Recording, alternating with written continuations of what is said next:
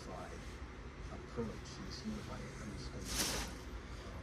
And it does, to this day, amaze me how intervals affect your audience. It's really amazing.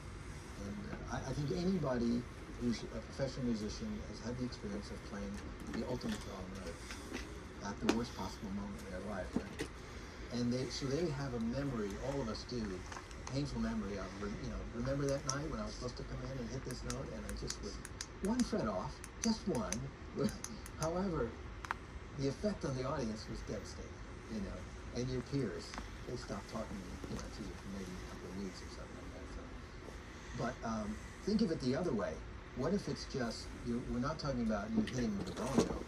What if it was a note that was just a little less powerful for the story you were telling at the moment than this other note that you could have played? That's, I think, when you go, oh wow, that means there are better notes for this song than perhaps I started out playing. That's what you learn when you take the new album on tour, and you're on tour for 2 decades, and somebody asks you, "You get tired of that song?" And you're like, "No, I'm just figuring it out finally that I should have done it this way instead of that way, 20 years ago." So, but that comes with practice, I think, more than anything else. It comes with practice.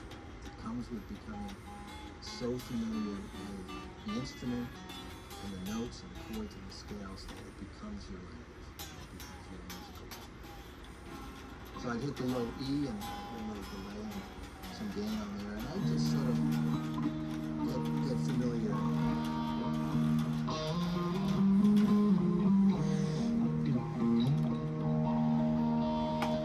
Lots of ringing stuff, and maybe I would do the same rhythm but change.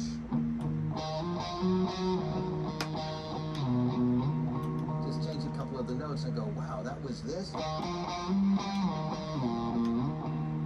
then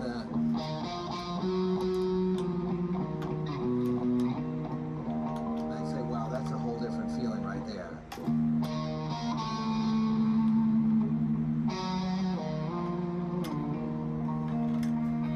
That's a crazy little thing there.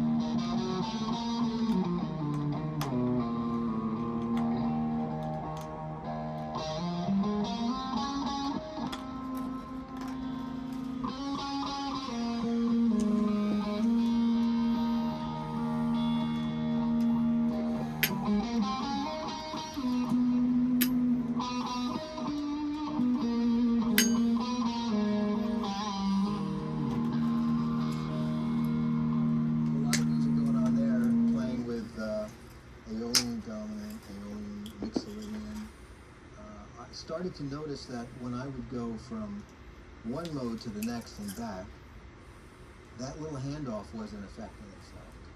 And that some were like, and others were like, whoa, And then some required a lot more, what would you call it? A lot more attention to the chord I would represent by the notes. So for instance, if I went,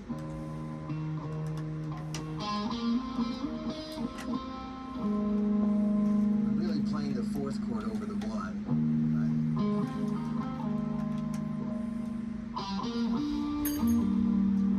So I'm not really doing scalar. I'm playing sort of arpeggiated things. Easier to play than to say, folks.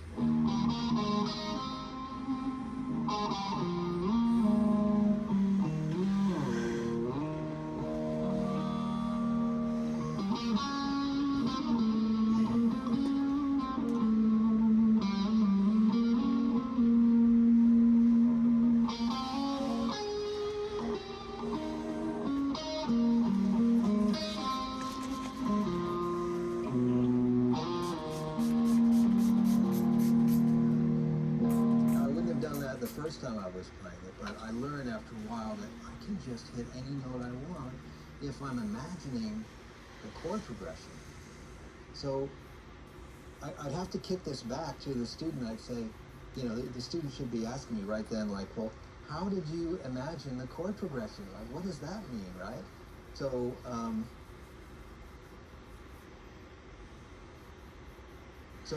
yeah, in my head, I am imagining a chord progression, and I've done songs like that before on different records where it appears the band is droning on E or something like that, and I'm just coming up with all these scales, and the listener's going, well, why is he doing that? Why is he going through 7 different modes?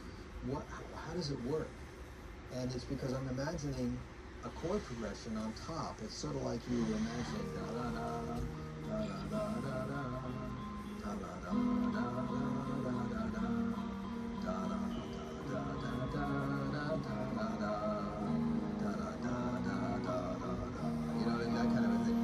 It sounds corny when you're playing it like that, but if it's a strange bass note sounding and you're being very delicate and fanciful with how you apply flutters and slides and how you're dealing with your amp distortion, it sounds majestic because it doesn't sound as clunky because somebody tells like going da-dum, da-dum, you're just actually hitting these little points.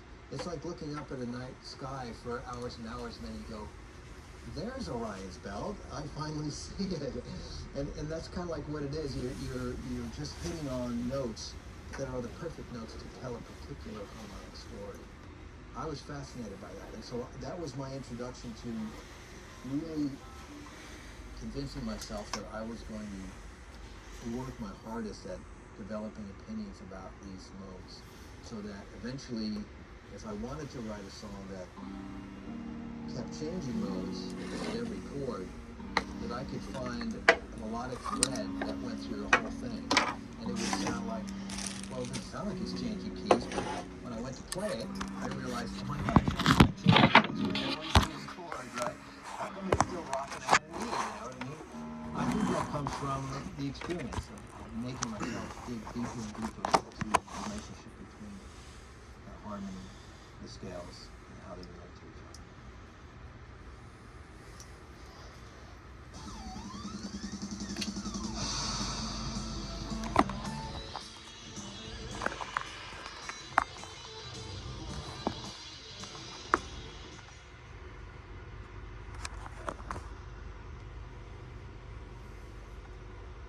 At the G4 clinics, a lot of times I like to start with this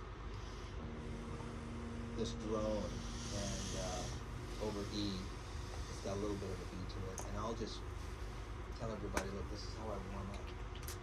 When I'm like so bored that I can't do anything to exercise, I'll do this, and I'll just make sure I solo very slowly for quite a while, and then eventually I'm just checking out, making sure my fingers still work. I can still play guitar today, that's what I'm thinking.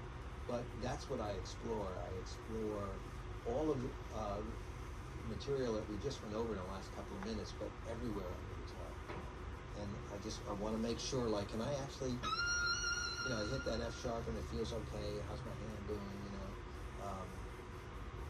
Can I make it fit somehow? A lot of things on the guitar reveal the difficulty of the instrument, or let's say its awkwardness, especially with intonation. So you need to get experience in avoiding that, or not letting your audience know. That was really hard. I think that my experience being in bands with singers, it's not that important. But as an instrumentalist sometimes, you realize, I need to play this here. This is the only place it's going to work. It feels like hell. It sounds like hell. But I can't play it anywhere else. So I have to figure out a way to get the hell out of it. You know what I mean? And make it sound like butter somehow. And that's that's an advanced player's challenge for sure. But that's what you discover the deeper you go. And any player that you see doing crazy stuff up here, that's a 12th fret. They're working on it. They put the time in to make it sound like it's easy, but it's not. I think there's no substitute for practice. There really isn't. And together with true inspiration, that's the ticket right there. If you're heading towards the ultimate Zen quest, it reminds me of what Danny Tristano said to me, which was, only play what you want to play. And if you play a note you didn't want to play, why did you play it, So a follow-up to that a great Manchester, was a really great teacher, and he followed that up with methods for getting your subjunctive attitude out of your life. Forget about thinking about what you should have said, would have, should have. And just play what you want to play. In other words, just forget about being judgmental while you practice. Like you're sitting and like, oh, it's like, oh, that's like, oh, this note really isn't as good as that one. There's no way to live, right? Certainly no way to create a great moment for the audience. Or to express what's inside of you. So, there, these things that we've talked about practicing, I think they do ultimately lead to you being comfortable with the guitar, the strings, the notes, the chords, the keys, harmonic situations, melodic situations. Ultimately, that leads you down the road of not thinking about them because they're second nature. And then I think that leads you towards or closer to playing only what you want to play. All the times when I've done that on the record, even when I haven't noticed it, it's been the right choice. Lucky enough for me that I've had people next to me, look at me and shake their head, say, no, not that solo that you think is cool. It's that one that you think is not cool. And I'll be like, really? I messed that up. It's late, early, and in between, and they're like, no, that's that's it. Again, it's an indicator that sort of subjunctive mode, thinking about what you should have played, what you could have played, and what you would have played, is the worst thing for you to do. Now, I'm not saying like if you're doing a gig at the Kennedy Center that it's not a good idea to play whatever the hell you want. I'm sure there's a chart that you've got to follow. But in general, for 99.9% of the rest of us who just flail away to have fun, it really is better to express yourself. That's the easiest way to do it. And you need to be familiar. I don't think you really need to know the names of everything. I used to get this all the time, right? A student would come in and say, why do I need to learn music theory? And I'd say, you don't. But then I'd say, all right, play me the perfect. And they, what's that? And I said, well, maybe if you knew what it sounded like, then you'd play something that you thought was really great. So it's a failure of our language about a lot of musical elements, I